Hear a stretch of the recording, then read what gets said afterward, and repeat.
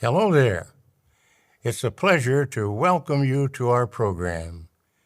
We have a few updates to share, and then we'll watch an encouraging interview. Samuel Hurd is back without his glasses in this governing body update that's all about the Jehovah's Witnesses' masturbatory sense of persecution. Sammy is gonna struggle to give us the information because, well, he's quite old and he's incapable of emoting. He basically reads his lines off the teleprompter like someone forced him to. On July 19, 2023, 69-year-old brother Yuri Sevalia was released. He spent over 4.5 years behind bars. Dozens of brothers and sisters welcomed him outside the prison. We're very happy for him and his loved ones. And on July the 26th, 2023, Brother Sergei Klimov was released after some 5 years in prison. He was warmly welcomed by his family and friends. We rejoice with you all. Jesus Christ, Sam, yes, we can see the joy in your eyes. But this clearly shows why banning the Jehovah's Witness religion doesn't work, because it only crystallizes support from members towards the religion. Plus, persecution is always a good way to remind Jehovah's Witnesses that, now more than ever, anything negative they hear in the media can only be false. When our enemies ban our worship, they hope to make us afraid to serve Jehovah. In addition to the ban, they may circulate false stories, send officials to search our homes, drag us to court, or even imprison some of us. They hope that we will be terrified because they managed to put a small number of us in prison. Yet, what do we learn from these two dear brothers in Russia? They have successfully endured their imprisonment and have come out victorious. This is why persecution doesn't work, because high control groups are taught to expect persecution. So when it happens, it reinforces their us versus them beliefs, thinking this is proof that their group can only be right and that people against it can only be wrong, which inhibits critical thinking. Our brothers and sisters around the world are enjoying the Exercise Patience Convention. For our young ones, this may be the first convention they'll remember attending in person. Let's hear from a few of them.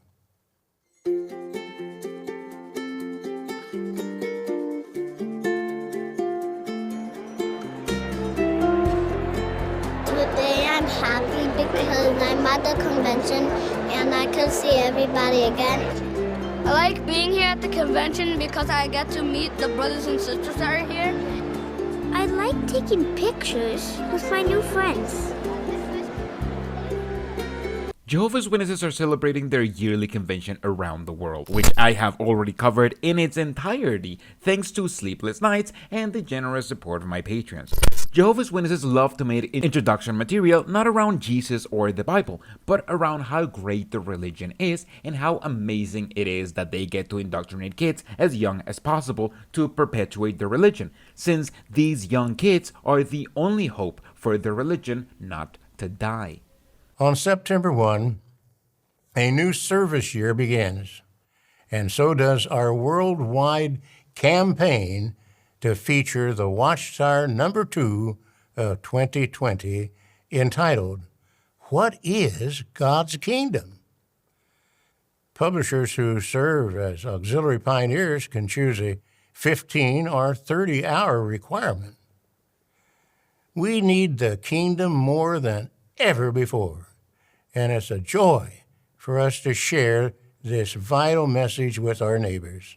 Remember the times when the Jehovah's Witnesses boasted of owning the most published magazine in the world, publishing 2 Awake magazines and 2 Watchtower magazines a month? Yeah, that started when they were able to sell magazines. So the more magazines, the better. Now, they can't sell magazines anymore, so they just get a 3-year-old recycled magazine to go door to door. And what's the fresh new take that the Jehovah's Witnesses need to be pushing? How much we need God's kingdom and how soon it's going to come. The same message they've been preaching for a century and a half. And you'll be happy to know that's what their next convention is all going to be about. Many congregations will soon be informed of the dates for the 2024 regional conventions. We're pleased to inform you that the theme of the 2024 convention program is Declare the Good News. With so much bad news today, we know you'll enjoy all 3 days of this thrilling convention, from the very first word on Friday. We're not even done with this convention, and they're already telling you how the next one is going to be the next one yet. And what are the good news they're sharing with other people? The fact that they can either convert to being a Jehovah's Witness or resign to die in Armageddon. Remember, that's what Jehovah's Witnesses are talking about when they're talking about preaching the good news. But there are actually some good news. In Eritrea, 28 Jehovah's Witness men and women were released from prison, and Samuel Hurd isn't here to tell you why they were in prison besides some vague Christian neutrality excuse. He's here to tell you how much they suffered in prison, because to the leadership, that's the important part. Brother Negedi Teklemariam was among those targeted for taking a neutral stand. In 1994, when Negedi was only 21 years old, soldiers abducted him from his home. He spent a total of 26 years in 2 prisons along with brothers Paulus Iyasu and Isaac Mogus. Since their release from prison in 2020, Isaac was baptized, and the 3 brothers continued to serve Jehovah faithfully. He's not going to tell you why they were in prison, but I am. They were in prison because the Jehovah's Witness leadership decided that Jehovah's Witnesses can't do military service anywhere in the world, which is an anti-biblical teaching, since, as I've explained in other videos before, Cornelius didn't have to give up his high military rank when he converted, and neither did the soldiers that John baptized. This is a cult based in the United States, telling citizens from around the world they can't participate in military service because that way they get to feel persecuted and, therefore, validated in their beliefs. And once they feel persecuted, they can make Eritrea propaganda showing just how bad the world treats them to make sure others believe they're in the right religion. Sawa is a military training camp. It's a huge camp, and within the camp there is a little prison compound. It's only for a lack of words that we call it a prison. There's no words for it. It's not a humane way to treat another human being. The room, which is made of corrugated metal sheets, during the day it gets extremely hot. There was no ventilation in the room, no bed. We slept on the ground. Food provided by the government was meager: bread, dry lentils, sometimes soup. In prison, we were tied with ropes and endured cruel treatment by the guards, extreme physical beatings and forced labor. They made us work extra hard in order to tire us out, so we would give up and do what they wanted us to do. What I found the most challenging in the 23 years at Sawa was that even to relieve yourself of your natural body functions, you were not able to do it when you needed to. We had to get permission to relieve ourselves, and there was always a soldier guarding and watching us. That is the worst kind of life. We never had a bathroom. There was never a hope of one day being released, let alone even going to face a court that would sentence us. They were just waiting for us to go insane or to die due to lack of medical treatment. These conditions are obviously wrong and a violation of their human rights, and I in no way want to come across as if I believe they deserve this treatment. They didn't. No one does. That being said, it's extremely important to remember that the governing body could immediately alleviate the suffering of multiple people like him, incarcerated in terrible conditions around the world, if they followed the Bible and allowed Christians to do the military service, just like the Christians in the first century did. But if they did that, they wouldn't have compelling propaganda of how the world persecutes them for being true Christians. The soldiers took me to the wilderness and told me to dig a hole. They set before us 2 choices. They said, "We have tried many things on you, but you didn't change. The government has decided to execute you. Put on the military uniform and be soldiers like others, or if you continue saying, 'I belong to God's kingdom' or 'I belong to the heavenly kingdom,' you will be put in this hole." They put me in the hole. The hole was deep enough for only my neck to be above ground. Not only was the strong daytime sun beating on my head, I'm buried in sand that the sun has been beating on all day. I was sweating and slowly starting to pass out. There was a car with military personnel traveling from a distance. They could see a body buried with only his neck above the ground. This soldier was not from the military camp. He was simply passing by. He was a high-ranking military official. I didn't know him personally. He didn't know me. He asked the men, "How did this even happen? Is that even allowed, to do this to a human being? Who gave you the order to bury him alive?" One thing I and even those who were with me learned from this is, when a person goes into prison, he may feel like he is alone.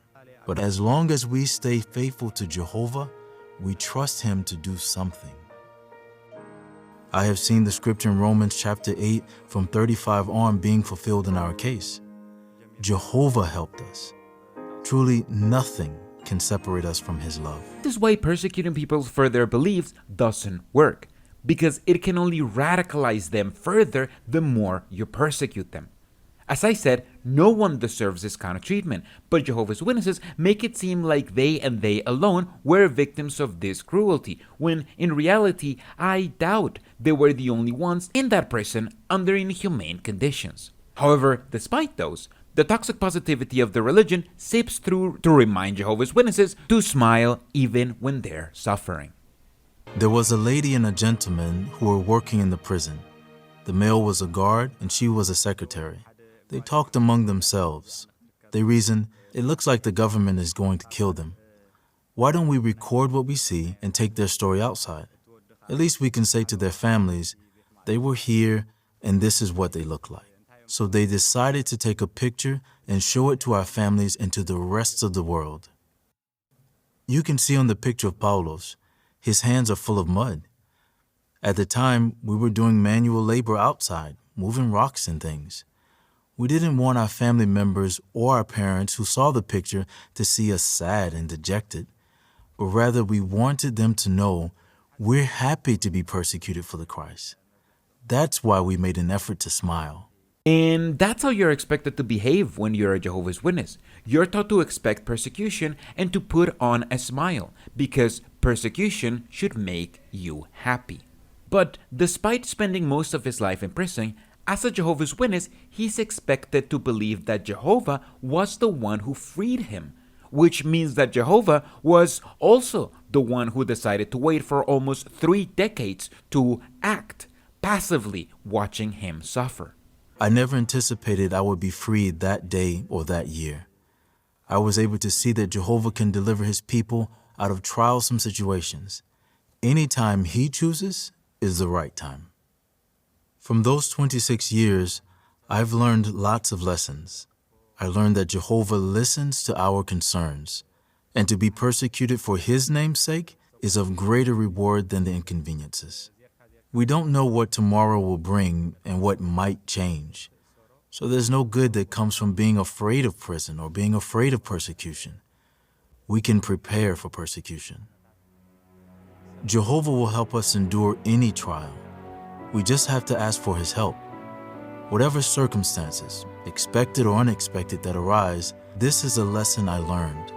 Jehovah will help us endure. Obviously, since Jehovah freed them, Samuel Hurd is about to take credit for it. I know I'm not alone in saying that we supplicated Jehovah in your behalf many times over the course of the 26 years that you and the other brothers were in prison.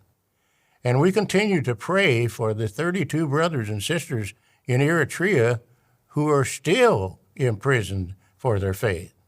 Samuel Hurd doesn't have to pray for their release. He just has to persuade the rest of the governing body to change their minds and to do things the way Christians in the first century did. But obviously, then you wouldn't have propaganda to keep radicalizing followers with their self-fulfilling prophecies. But luckily, this is how this update comes to a close.